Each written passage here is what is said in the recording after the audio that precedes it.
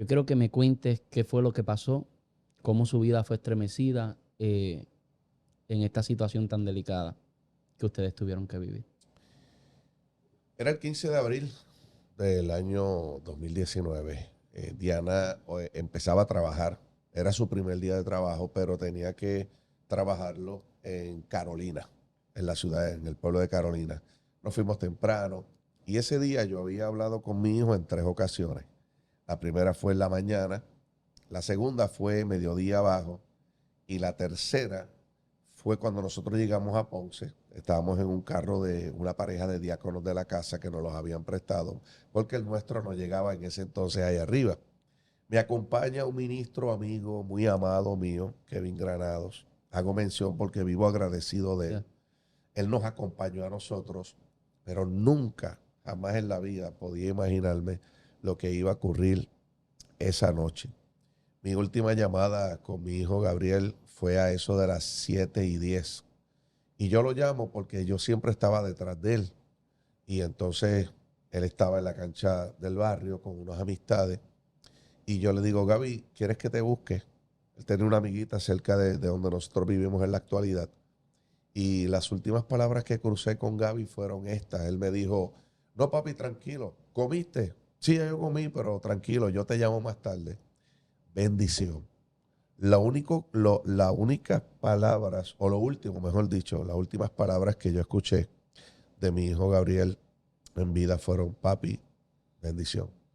Y yo responderle, Dios te bendiga, para que unos 10 12 minutos luego entrara esta llamada de mi mamá que hoy vive por la gracia de mi Señor. Y mami a sus 84 años de edad escucha unos disparos, me llama gritando literalmente, José, llorando, desesperada. Nunca me voy a olvidar de su voz quebrantada, pero al mismo tiempo eh, no sé cómo identificarla en este momento. Llama a Gaby. Mira, Gaby podía estar donde a 2, 3, 4 de la mañana, Diana sabe, yo me levantaba, lo llamaba. Y si Gaby no me contestaba en el momento, porque estaba en una discoteca metido, en un lugar donde había mucho ruido, Gaby salía y me llamaba. Viejo, estoy aquí. ¿Qué pasó, papá?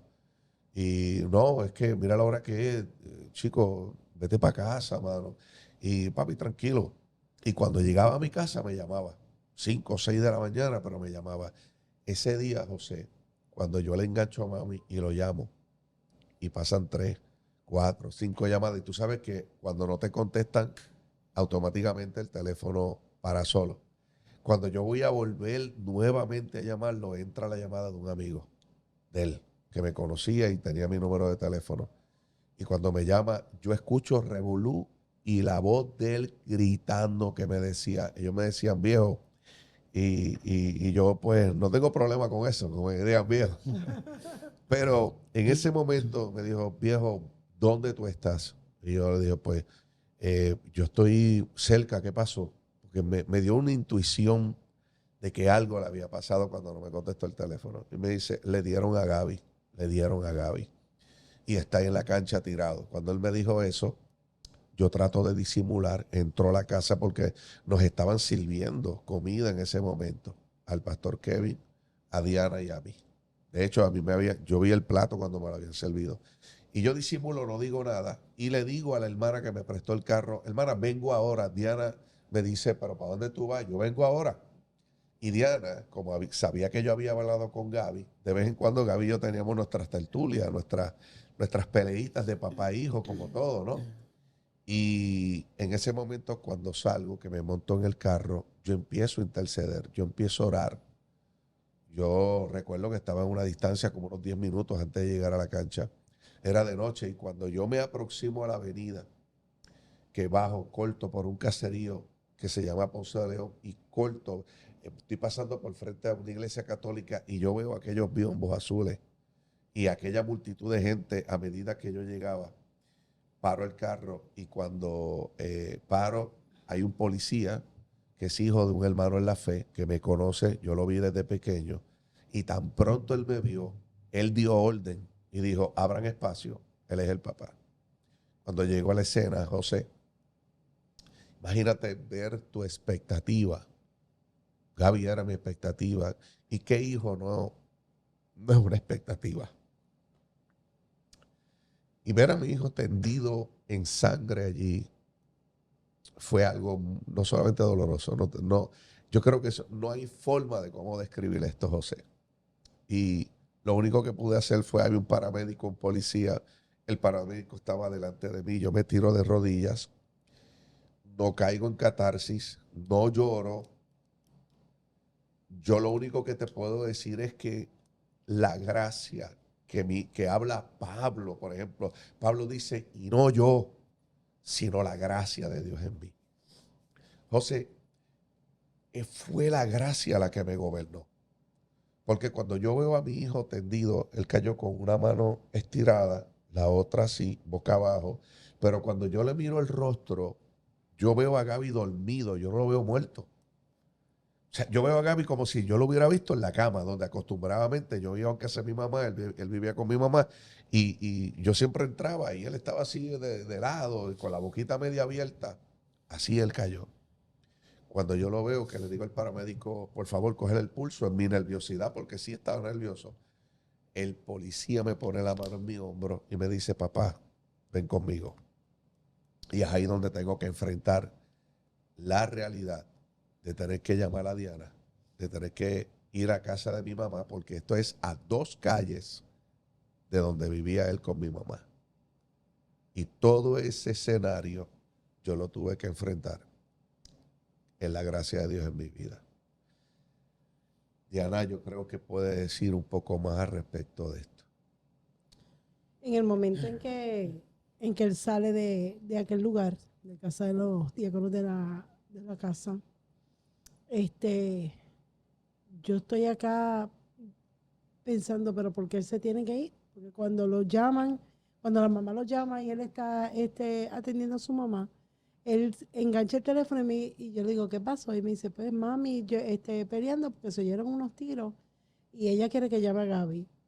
Y yo le digo en ese momento, dile a tu mamá que se esté quieta, ella escucha tiro y cuanto tiro ella escucha, ella piensa que van a matar a Gaby. Yo no estoy consciente de lo que está pasando.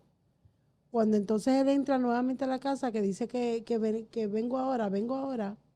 Yo, pero ¿para dónde tú vas? No, vengo ahora. Se fue. A los 15, 20 minutos, él llama al pastor Kevin, que era el que estaba con nosotros. Y cuando él está hablando con el pastor Kevin, yo escucho al pastor Kevin decir, pero yo no puedo hacer eso porque ella va a preguntar. Cuando él dice así, yo digo, ¿qué pasó? Y él vuelve y le contesta a Jorge, pero chico, no me pongas en esa posición. Y ahí yo le quito el teléfono al pastor Kevin y le digo, dame acá. ¿Qué pasó, Jorge? Cuando digo qué pasó, Jorge él no está captando que yo estoy en la línea. Él simple y sencillamente está hablándole a su mamá porque su mamá está a grito. Y él no sabía que yo estaba en la línea. Y cuando él le habla a su mamá, él le dice a su mamá, mami, a Gaby le dieron unos tiros y está tendido en la cancha, ya murió. Y yo escucho eso por teléfono como él se lo dice a su mamá. Y ahí yo miro al pastor Kevin y le digo, o me bajas o me voy yo para el carro. Necesito llegar allá. No, pero Diana, no, yo tengo que estar ahí. Entonces, en ese momento nos montamos en el carro, dejamos la comida, nos montamos en el carro, los diáconos de la iglesia dejaron todo también, se montaron en el carro y se fueron detrás de nosotros. Cuando yo voy de camino, orando, declarando vida sobre el cuerpo de mi hijo, reprendiendo el espíritu de la muerte y voy texteándole al pastor Melvin diciéndole lo que estaba ocurriendo. Y en ese momento yo como toda creyente voy con la fe de que voy a llegar a orar por mi hijo y que mi hijo se va a levantar. Esa es mi fe. Y yo voy de camino con toda esa expectativa de que lo voy a lograr, lo voy a lograr, lo voy a lograr. Llego allí, cuando llego, que el policía nos detiene. El policía dice, ¿quién es usted? Yo digo, yo soy la mamá de Gabriel. En eso está la pastora Aida Rosado, pastora Candy, que es policía. Ella me ve de lejos y entonces ella se le acerca y le dice, sargento, yo me encargo de ella. Y ahí entonces cuando ella me dice, vente Diana, pero tienes que calmarte porque si no te calmas no te van a dejar entrar. Ok, pues déjame calmarme. Yo miro hacia el fondo de la cancha y yo veo que Jorge estaba de pie, derecho, con las manos en la cintura, esperando que yo llegue, pero yo no veo emoción ni veo acción ninguna de Jorge. Pues entonces tengo un sentimiento de calma porque digo, ok, pues se lo llevaron para el hospital porque yo comencé a mirar por todos lados y yo no veía el cuerpo de Gaby. Y yo decía, pues, se lo llevaron para el hospital. Me va a decir que está en el hospital y que hay que ir para allá. Cuando yo entro a la cancha, que lo tengo a él entonces de frente, que yo lo miro y digo, ¿qué pasó? Ahí es que entonces él pues comienza a llorar y me dice, lo perdimos. Obviamente, como toda madre, yo empecé a gritar. Y mi cuestionamiento a Dios era, ¿por qué si te pedí la oportunidad de que yo pudiera llegar, no me la diste? En eso le pido a la pastora Aida, déjame ver el cuerpo, déjame ver el cuerpo. Y ella, no te puedes acercar, pero yo lo quiero ver, yo lo quiero ver.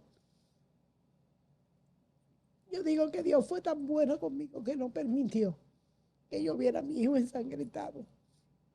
En el momento en que yo llego cerca de su cuerpo, él estaba ubicado en un área que era bastante oscura. Y lo único que yo le pude ver fue su carita. Y la vi tal cual la vio él. La vi como si él estuviera durmiendo. Y le decía yo a la pastora Aida, pero es que él está dormido, él no está muerto, levántenlo, levántenlo. Y ella me decía, no, Diana, ya se fue, ya se fue.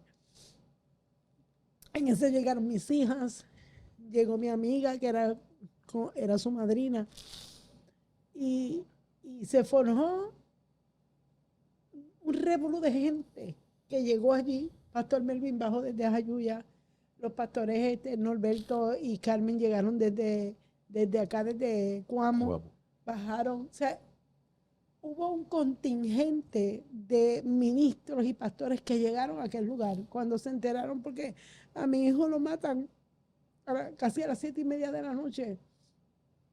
Y no pasaron ni 10 minutos cuando ya su foto estaba en las redes. Ya estaban diciendo que lo habían matado. Y cuando eso sale, pues todo el mundo obviamente están en las redes, empiezan a enterarse, cuando se enteran llegan allí a la cancha. Un contingente de gente que cada vez que venía alguien y me abrazaba, yo decía, si pudieras entender el dolor que yo estoy viviendo. Porque es fácil decirle a una persona, tranquila, estamos contigo, pero vivir el dolor es fuerte. Y para mí fue nuevamente chocar con la realidad de que tengo un Dios que me ama, que tiene sus propósitos conmigo, que es bueno, que es fiel, pero que para poder procesarme permite que yo viva por experiencia.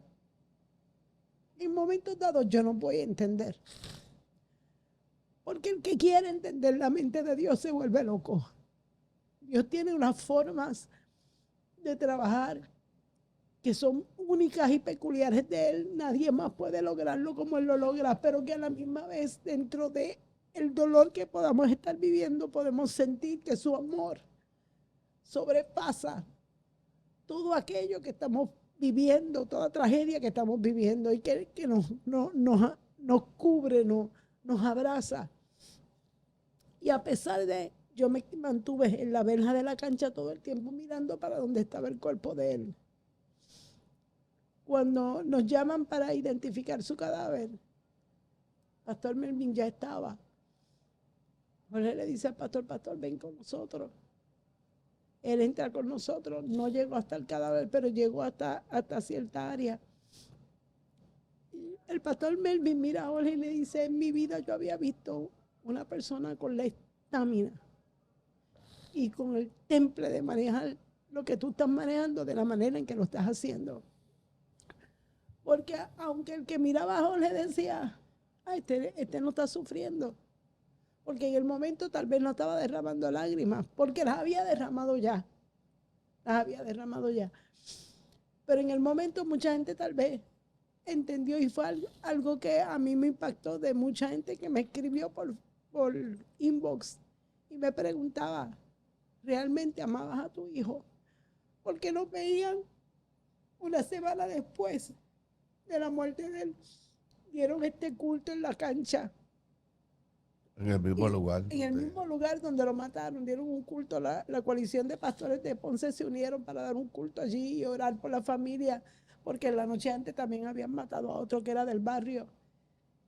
Y en ese culto que dimos una semana después, esta servidora le cantó al Señor. Y mucha gente lo aplaudió, pero mucha gente también no lo vio con buenos ojos pensando que yo no amaba a mi hijo. Yo decía, si la gente supiera. Si la gente supiera que amar a Dios cuesta, que servirle a Dios cuesta, pero que de la única manera que tú le vas a demostrar a Él que tú le amas y eres fiel, es permitiendo que ese dolor llegue y tú lo vivas y le creas por encima de todas las circunstancias. Y yo decía, es que no es que yo no ame a mi hijo, es que si no fuera por su espíritu, es que si no fuera por su gracia, es que si no fuera por su amor, yo no estuviera aquí. Yo estaría en un lugar, tal vez jalándome los pelos, gritando, tal vez a punto de suicidarme. Sabrá Dios cuántas cosas estuviera haciendo, pero gracias a su amor, gracias a su perdón, gracias a su favor, gracias a su misericordia. Porque cuando pasamos a reconocer el cadáver, nos los enseñan. Dios cuidó tanto y tanto los detalles que nosotros íbamos a vivir. No nos pusieron en una bolsa negra regular como ponen a todos los cadáveres. Nos pusieron en una bolsa blanca. Cuando yo abro y lo miro, mi hijo no está ensangrentado. Una gotita aquí, tal vez, que le había bajado, que se notaba mancha. Pero él estaba como si estuviera durmiendo. Y Jorge me dice, ¿qué tú crees? ¿Se habrá ido con el Señor? Y la paz que yo recibí en ese momento fue tan grande que yo miré a Jorge y yo le dije, yo no lo creo, yo estoy segura que mi hijo está en los brazos del Señor. Y desde ese momento en adelante, lo que nos acogió a ambos fue una paz inmensa. Que mucha gente podía decir lo que dijera, mucha gente podía especular lo que quisiera especular, pero solamente él y yo sabemos qué paz nos acogió. Que hemos llorado, que el día de hoy hablamos del tema y lloramos. Claro, es lógico, es normal. Es lo natural. Pero nuestra confianza está mucho más arraigada a que nuestro Dios es soberano y Él sabe lo que hace y cuándo lo hace. Lidiar con la soberanía de Dios puede llegar a ser bien complicado. Y la locura puede abrazarnos tratando de comprender la mente de Dios. Y en momentos como este, realmente, si no es por experiencias como esa, no hay palabras que consuelen. El corazón de una madre, el corazón de un padre. Pero en nuestra experiencia con Dios comprendimos que Dios no es el autor del dolor.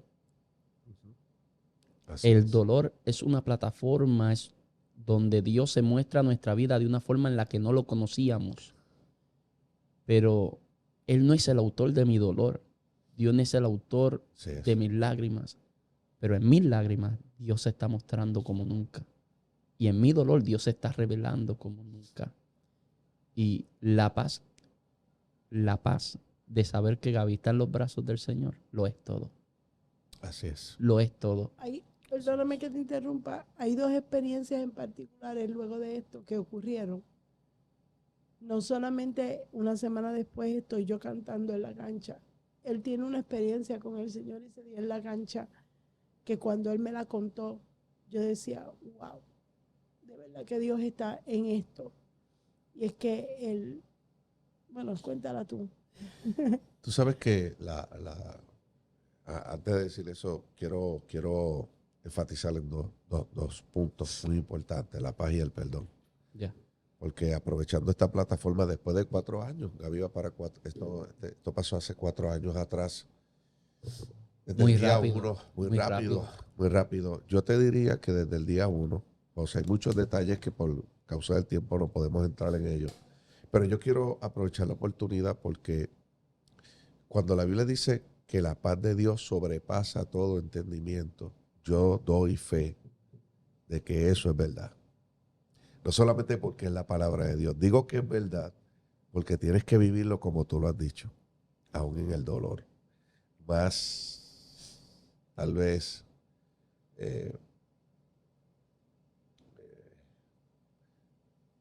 aunque no haya, fíjate que me he tardado unos segundos, porque es que estoy buscando tal vez un término, una palabra, algo para identificarlo. La cosa aquí es que no solamente la paz, el perdón.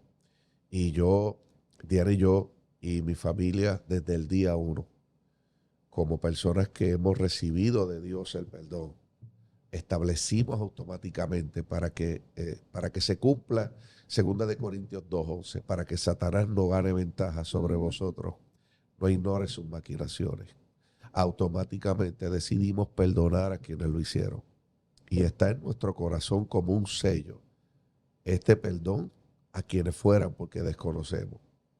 Pudieron haber suscitado muchos nombres. No me interesa, lo que me interesa, y es mi oración desde el día uno, decirle al Señor que quien sea lo salve.